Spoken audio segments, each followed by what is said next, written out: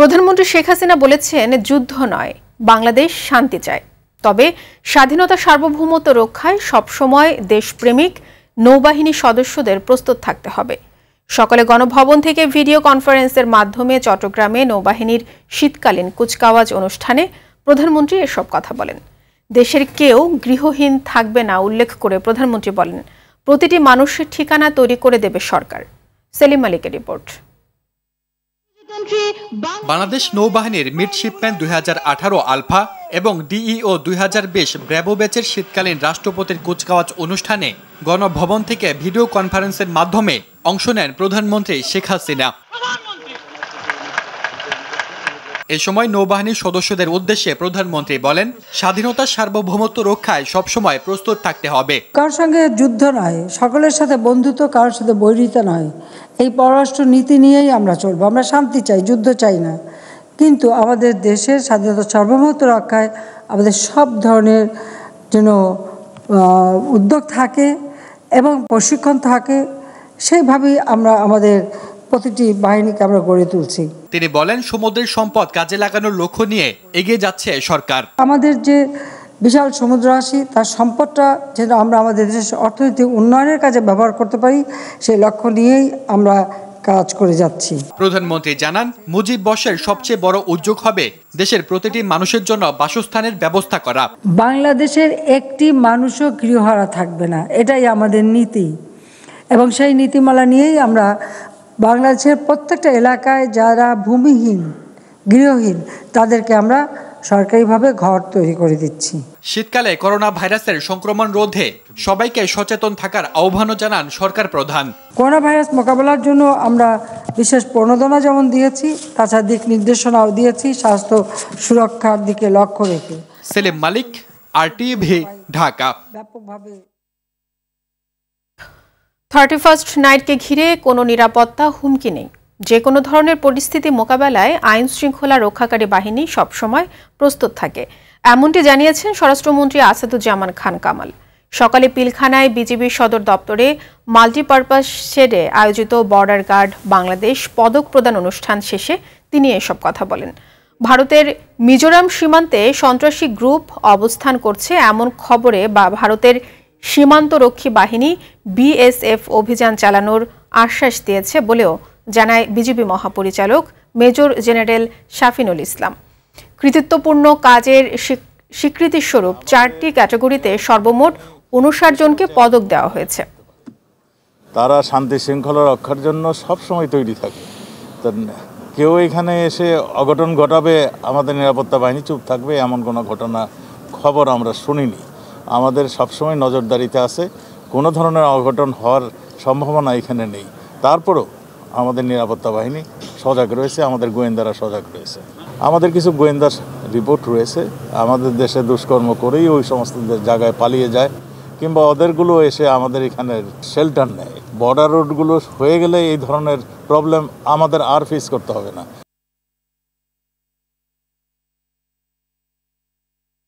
31st নাইটে চট্টগ্রামেও প্রকাশ্য কোনো জায়গায় কোনো ধরনের অনুষ্ঠান করা যাবে না।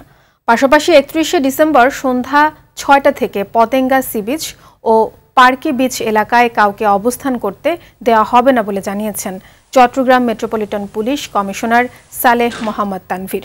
দুপুরে নগরীর দামপাড়া পুলিশ লাইনের কনফারেন্স রুমে আয়োজিত সংবাদ সম্মেলনে তিনি এ কথা বলেন। 31স্টের রাতে কোনো ভবনের ছাদে আতশবাজি ফোটানো হলে ভবন মালিকের বিরুদ্ধে আইনগত ব্যবস্থা নেওয়া হবে বলেও এ সময় জানান তিনি। এছাড়াও 31 ডিসেম্বর রাত 10টা থেকে সকল ফাস্টফুডের দোকান সহ মার্কেট বন্ধ রাখা সহ চট্টগ্রাম মেট্রোপলিটন পুলিশের 16টি নির্দেশনার কথা তুলে ধরা হয় সংবাদ সম্মেলনে।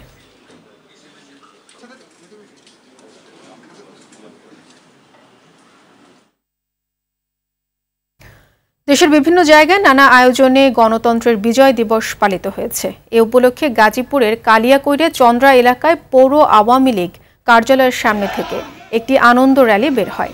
ফরিদপুরে জেলা আওয়ামী লীগ ও শহর আওয়ামী লীগের ব্যানারে আলাদা গণতন্ত্রের বিজয় দিবস পালিত হয়। ভোলায় শোডাউন, বর্ণাঢ্য র্যালি, মিছিল ও সমাবেশের মধ্য দিয়ে আওয়ামী লীগ সরকারের 2 বছর পূর্তি ও গণতন্ত্র দিবস পালিত হয়েছে। টাঙ্গাইল জেলা আওয়ামী লীগের উদ্যোগে শহীদ স্মৃতি পৌর উদ্যান থেকে আনন্দ শোভাযাত্রা বের হয়। এ সময় সংসদ সদস্য তানভীর হাসান ছোট মনির সহ অন্যান্যরা উপস্থিত ছিলেন। এছাড়াও মানিকগঞ্জ, মাগুরা সহ দেশের বিভিন্ন জায়গায় গণতন্ত্রের বিজয় দিবস পালিত হয়েছে।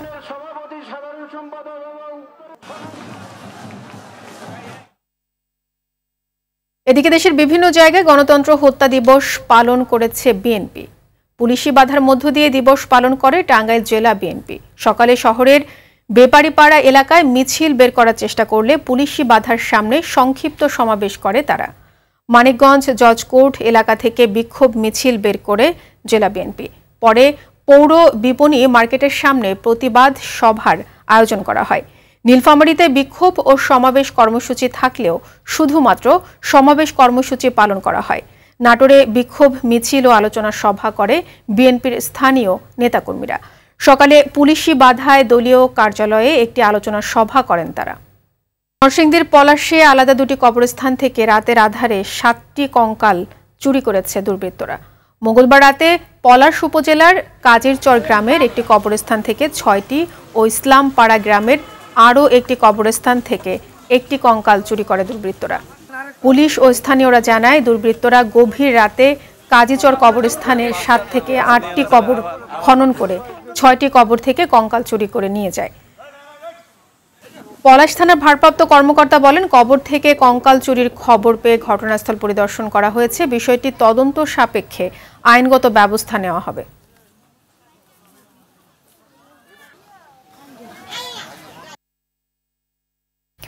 মহাসড়কে ডাকাতির অভিযোগে ডাকাত দলের 4 সদস্যকে গ্রেপ্তার করেছে Tangail police bureau of investigation PBI. দুপুরে জেলার পিবিআই কার্যালয়ে সংবাদ ব্রিফিংয়ে এ তথ্য জানানো হয়। পিবিআইয়ের পুলিশ সুপার মোহাম্মদ সিরাজ আমিন জানান, মহাসড়কে যাত্রীবেশে ডাকাতির অভিযোগে ঢাকার মিরপুর, মানিকগঞ্জ ও গাজীপুর থেকে তাদের গ্রেপ্তার করা হয়। তারা হলো ডাকাত সর্দার, নেত্রকোনার সোহেল রানা, ভোলার মিজান, মানিকগঞ্জের শাবাশ এবং নেত্রকোনার রফিকুল ইসলাম। এ সময় একটি প্রাইভেট কার, মোবাইল ও নগদ টাকা জব্দ করা হয়। ডাকাতরা দীর্ঘদিন ধরে গাবতলী থেকে পাবনা পর্যন্ত ঢাকা টাঙ্গাইল মহাসড়কে বিভিন্ন কৌশলে ডাকাতি করে আসছিল।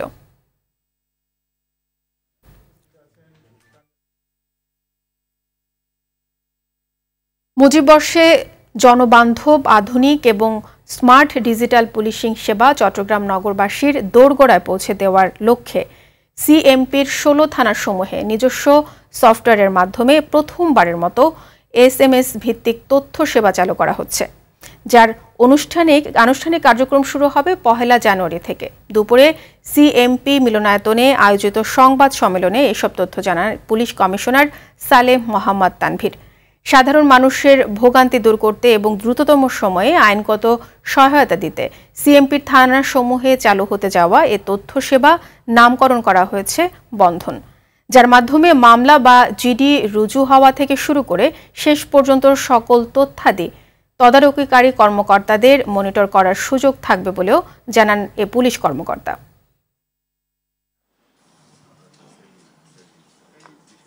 আমাদের থানা পর্যায়ে যে সুপারভিশনের একটা চ্যানেল আছে, সেই চ্যানেলে যে সকল কর্মকর্তারা সম্পৃক্ত থাকবেন, অফিসার ইনচার্জ অথবা ইন্সপেক্টর তদন্ত অথবা জোনাল এসি, জোনাল এডিসি বা ডিসি, তারাও এই সফটওয়্যারের একটা সিস্টেমের মধ্যে পড়ে যাবেন।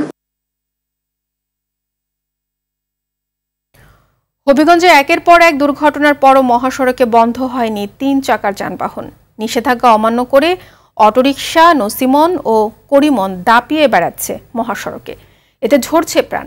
প্রশাসনের অভিযান ও জরিমানার মুখেও থেমে নেই এসব যানবাহন চালকদের দৌরাত্ম্য। হবিগঞ্জ প্রতিনিধি সাইদুজ্জামান জাহিরের পাঠানো তথ্যছবিতে রাসেল আহমেদের রিপোর্ট। হবিগঞ্জের মাধবপুর থেকে নবীগঞ্জ উপজেলার সৈয়দপুর পর্যন্ত মহাসড়কের দৈর্ঘ্য প্রায় 82 কিলোমিটার। এই বিশাল মহাসড়কে দেদারসে চলে অটোরিকশা সহ 3 চাকার যানবাহন। নিষেধাজ্ঞা থাকলেও তা মানা হয় না। ঝুঁকি নিয়ে এসব যানবাহন চলাচল করায় থেমে নেই দুর্ঘটনা। যে দুর্ঘটনা ঘটতেছে, এই ঘটনার দায়ী হচ্ছে একমাত্র সিএনজি। তো হঠাৎ করে রাস্তার মাঝে ঘুরাইলা, গাড়ি সিগন্যাল দেয় না, কোনো দিকে ডাইনও দেয় না, বামও দেয়। বিশ্ব রোডে উঠে সে যে হঠাৎ ঘুরাই লিব, এইটা কেউ জানে না। এরা কিন্তু লাইসেন্স প্রাপ্ত ড্রাইভার না। এই রুটে আমরা গাড়ি চালাইতে আমাদের অনেক ভয় হয়, সরকারের বাধা, এরপরও আমরা পেটের দায় এই রুটে গাড়ি চালাইতে হয়। দীর্ঘদিন ধরে 3 চাকার যানবাহন চলাচল বন্ধের দাবি জানিয়ে আসছে পরিবহন মালিক ও শ্রমিক সংগঠনগুলো। টমটম, নসিমন, করিমন, বটবটি এই বিষয়ের কারণে আমরা দ্রুতগামী গাড়িগুলা আমাদের প্রতিনিয়ত দুর্ঘটনার সৃষ্টি হচ্ছে। সরকারের বিধিনিষেধ এবং হাইকোর্টের রুল থাকা সত্ত্বেও এই গাড়িগুলা হাইওয়ে রোডে চলাচল করছে। দুর্ঘটনা রোধে অভিযান অব্যাহত রাখার কথা জানালেন জেলা প্রশাসক। হাইকোর্টের একটা সিদ্ধান্ত আছে, যে আদেশ আছে যে আমরা হাইওয়েতে সিএনজি চলতে দিব না, বদ্ধপরিকর এটা আমরা আস্তে আস্তে বন্ধ করে দিব। ইতিমধ্যে সেটা চলমান আছে। মহাসড়কে 3 চাকার ঝুঁকিপূর্ণ যানবাহন চলাচল বন্ধ হলে সড়ক দুর্ঘটনা কমে আসবে বলে মনে করেন সংশ্লিষ্টরা। রাসেল আহমেদ, RTV।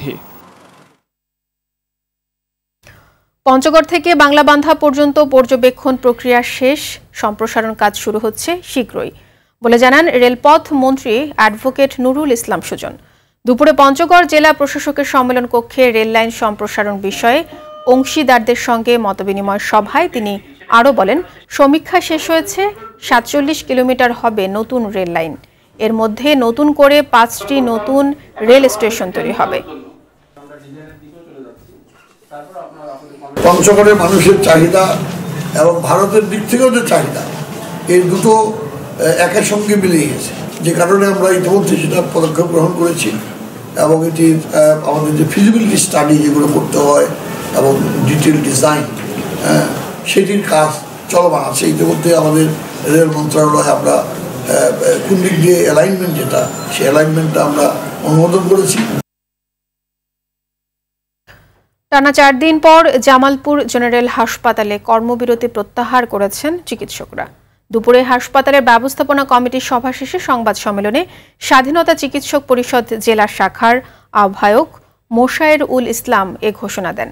চিকিৎসা অবহেলায় রোগীর মৃত্যুর অভিযোগে ডাক্তারের ওপর হামলার প্রতিবাদ সহ 3 দফা দাবিতে গেল রোববার থেকে কর্মবিরতি চলছিল। এতে বহির্বিভাগ ও জরুরি বিভাগে সেবা না পেয়ে ফিরতে হয় অনেক রোগীকে।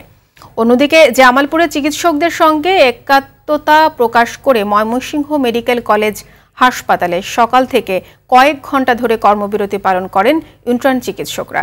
পরে তারাও কর্মবিরতি প্রত্যাহার করে।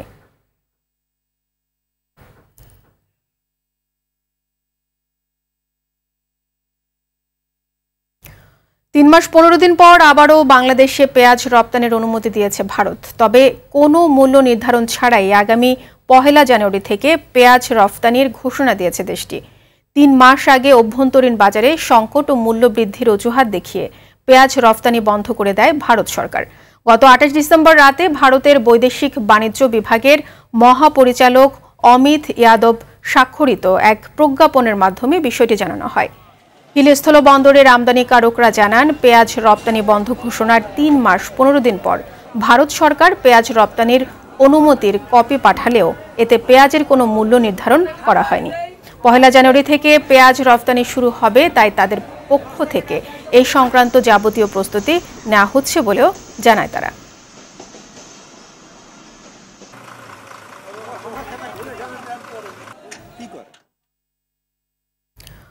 উত্তরাঞ্চল সহ দেশের বিভিন্ন স্থানে ঘন কুয়াশা ও শীতে দুর্ভোগ বেড়েছে জনজীবনে।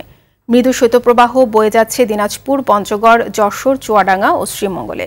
সকালে দেশের সর্বনিম্ন তাপমাত্রা রেকর্ড করা হয়েছে মৌলভীবাজারের শ্রীমঙ্গলে 7.4 ডিগ্রি সেলসিয়াস। এতে দুর্ভোগে আছে এসব জেলার মানুষ। পঞ্চগড়ে শীতের প্রকোপ বাড়ায় সময় মতো কাজে যেতে পারছেন না শ্রমজীবীরা। অনেকেই খড়কুটো জ্বালিয়ে শীত নিবারণের চেষ্টা করছেন। শীতে কুড়িগ্রামে দুর্ভোগ পড়েছে ছিন্নমূল খেটে খাওয়া ও চরাঞ্চলের মানুষ। শীতজনিত নানা রোগে আক্রান্ত হচ্ছে শিশু ও বয়স্করা। চুয়াডাঙ্গা ও টাঙ্গাইলে নষ্ট হচ্ছে ধানের বীজতলা ও সবজির ক্ষেত। এত ঠান্ডা কুয়াশার ভিতরে আমার এই চারা ঠিক থাকছে না। এমন অবস্থায় আমরা তো দেখা যাচ্ছে এমনি ধানের দাম নেই, আবার যদি আমাদের পাতো কিনতে হয় তাহলে আমরা তো ক্ষতিগ্রস্তের ভিতরে পড়ে যাব।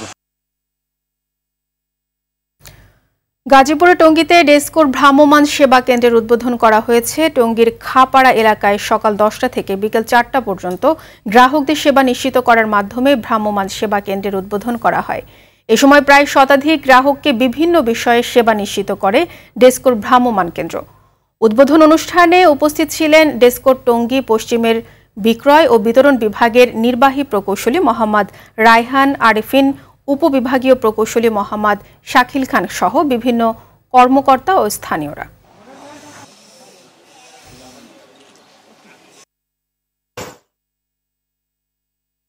সংবাদ শেষ করব টাঙ্গাইলের ঘোড়া দৌড় প্রতিযোগিতার খবর দিয়ে।